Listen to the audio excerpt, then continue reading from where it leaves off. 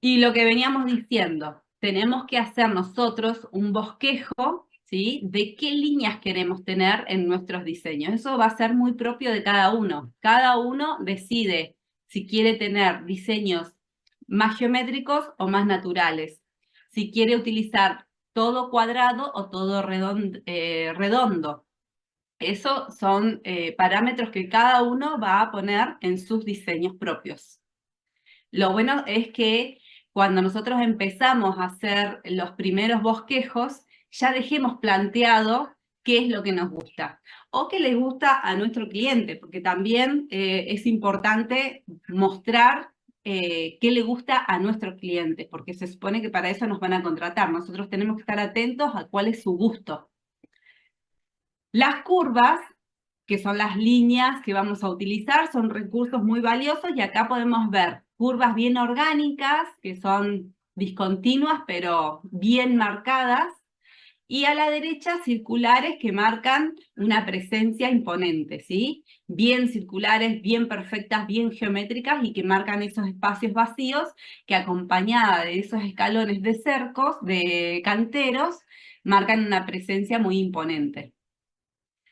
Las curvas orgánicas, o pues, que son más blandas, son siempre irregulares, ¿sí?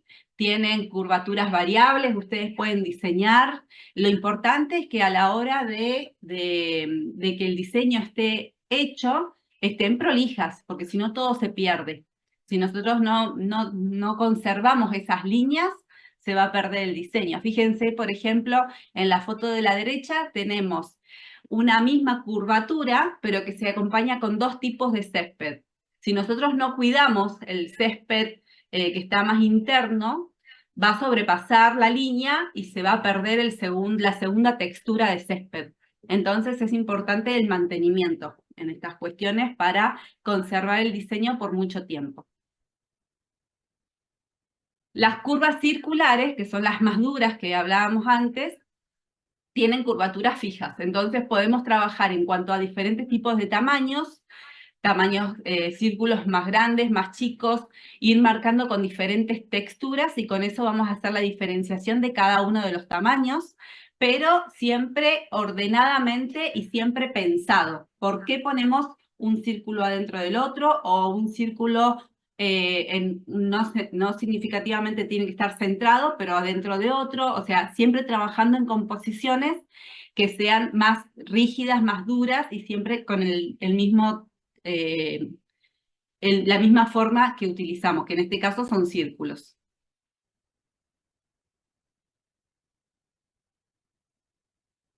¿Qué hace que una curva esté bien lograda? La continuidad, ¿sí? La continuidad es importante. Hay que tratar de que nada se pierda, que no sea una curva así chiquitita dentro de la otra, o sea, porque si no, no se termina de apreciar. Entonces hay que tratar de que todo sea más suave y que todo tenga una continuidad, como que se deje llevar para darle tranquilidad al diseño, que sean bien proporcionadas. Tenemos diferentes tipos de curvas acá. Las curvas más quebradas, las curvas discontinuas y el viboreo viene a ser el más cerradito. En el caso de la primer víbora, esto depende del espacio que tengamos para diseñar, ¿sí? Y las rectas, que son, acá podemos hacer diseños bien cuadrados. Esto es eh, también algo que nosotros elegimos. A mí me gustan los diseños más formales en cuanto a rectas porque son más fáciles de trabajar. Más que nada para la gente que hace mantenimiento. Imagínense que no es lo mismo colocar un riego por aspersión en un diseño cuadrado, donde podemos poner dos goteros, o sea, dos aspersores en cada esquina, se riega todo el centro, el césped hacia adentro y lo solucionamos súper fácil, que colocar, ir poniendo los aspersores en una víbora, por ejemplo, donde tenemos que cuidar que el cantero no se riegue con el aspersor, sino que se tiene que regar con goteo, porque si no hay muchas plantas que al regarse con aspersores, por ejemplo, corren riesgo de tener hongos.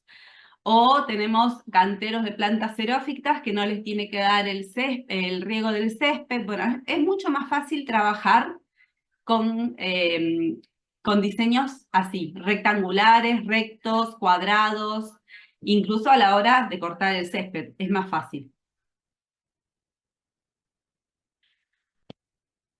Y cuando acompañamos formas, diferentes formas con curvas, surgen cuestiones que podemos nosotros moldear, podemos combinar. Tenemos siempre que tener en cuenta dónde está ubicada la casa, la estructura, el edificio que tenemos, qué es lo que queremos poner en el patio, como por ejemplo acá tenemos una pileta, una pérgola, y desde ahí empezar a limitar a dibujar las líneas que queremos hacer. Y ahí podemos marcar cuál es la dirección de las rectas, qué va a estar en forma redondeada o cómo vamos a trabajar las esquinas. Fíjense que acá las esquinas están más que nada completas con árboles, con arbustos. Entonces, al ser un terreno tan grande, es como que queda más lleno y no se nota que es tan grande el terreno. Y tenemos que las formas también nos marcan este lenguaje que yo les digo que cada uno va a mostrar el tipo de diseño que más les guste trabajar, ¿sí? Con las líneas vamos a expresar el tipo de diseño que a nosotros nos gusta o que pretende que tengamos quien nos vaya a contratar. Con las líneas vamos a provocar sensaciones. Si son líneas rectas, va a ser un jardín más formal. Si son líneas curvas, va a ser más informal, más tranquilo. Y esto va a dar carácter al espacio que nosotros queramos formar, que queremos diseñar. Y siempre tratando de hacer esto del mantenimiento de estas formas a lo largo de los años. Bueno, acá ya vimos una herramienta que fue la forma. Ahora vamos a pasar a la herramienta espacio, ¿sí? Entonces vamos a empezar a hablar de cómo modelamos a los jardines, cómo vamos a empezar a trabajar. Nosotros podemos trabajar desde mirándolo en 2D o en 3D. ¿Qué es 2D? Es cuando nosotros lo plasmamos en el plano, ¿sí? Nosotros agarramos lápiz, papel y nos ponemos a dibujar, nos ponemos a imaginarnos cómo queremos moldear en el papel, cómo nos imaginamos que vamos a repartir los espacios del terreno donde vamos a trabajar. En 3D es ya darle volumen, ¿sí? Todo lo que va a ocupar una planta, cuánto espacio, cuánto va a medir en su anchura, cuánto diámetro va a tener, cómo va a ser la planta. Todo eso sería la diferencia entre 2D y 3D como nosotros nos lo imaginamos. El espacio real es todo el paisaje que nosotros tenemos, todo lo que nos rodea.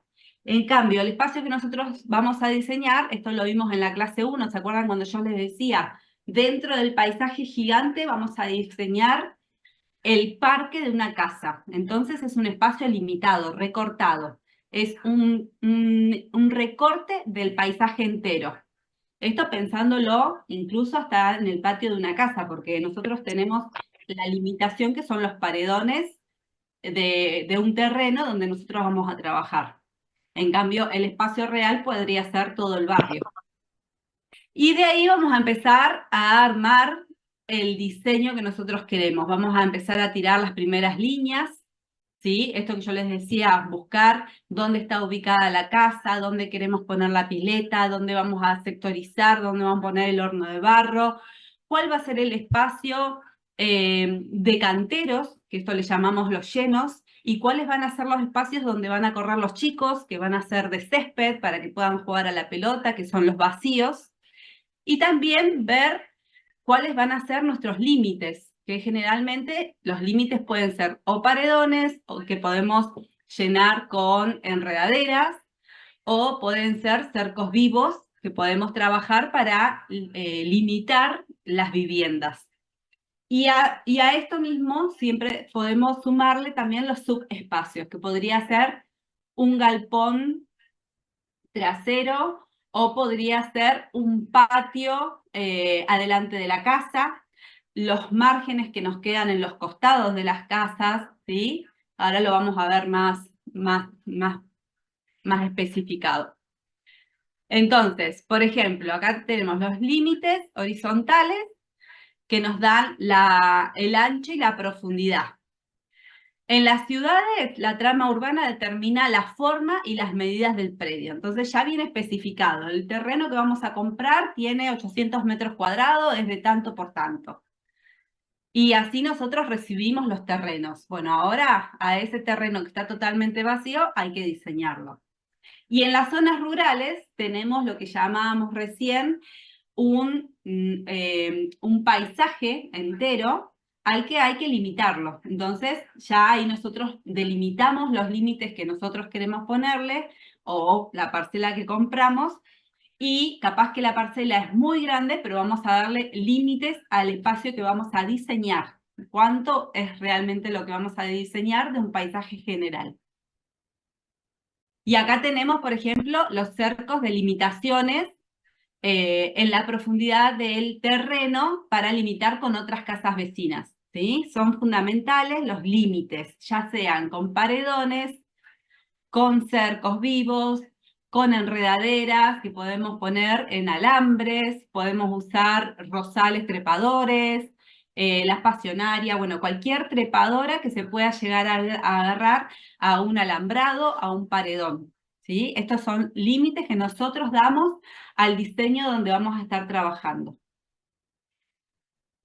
Y acá, esto lo vimos en la clase pasada, que es cuando sectorizamos, ¿sí? La sectorización del terreno donde vamos a trabajar, que es lo primero que tenemos que hacer. Nosotros recibimos la casa, el mapa de la casa y el tamaño del terreno. Y de ahí empezamos a investigar qué es lo que va a querer poner la gente. ¿Quiere poner una huerta? ¿Quiere poner un fogón? ¿Un horno de barro? ¿Quiere tener una plaza para que los chicos jueguen dentro del terreno? ¿Quieren hacer un estacionamiento para vehículos? Bueno, todos estos espacios, incluyendo, fíjense que está también puesto el cerco vivo, todo tiene que estar, es lo primero que vamos a poner, porque a partir de ahí nosotros vamos a ver cuáles son los espacios que tenemos para llenar o para dejar vacíos, ya sea con plantas o con elementos que vayamos a poner, como por ejemplo una pérgola, la mesa para comer, el asado, el horno de barro o los que quieran poner nosotros o quienes nos contraten.